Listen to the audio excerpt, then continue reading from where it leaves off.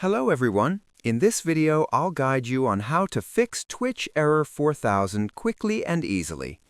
This error usually happens when a stream fails to load due to playback or network issues. Start by refreshing your browser or Twitch app, as sometimes a simple reload fixes it. If the problem persists, clear your browser's cache and cookies, because old data can interfere with video playback. Next, disable any extensions, especially ad blockers or script blockers, as they often cause conflicts with Twitch. Trying a different browser or opening Twitch in incognito mode can also help identify browser-specific problems. Make sure your internet connection is stable, restart your router, or switch to a wired connection for better reliability.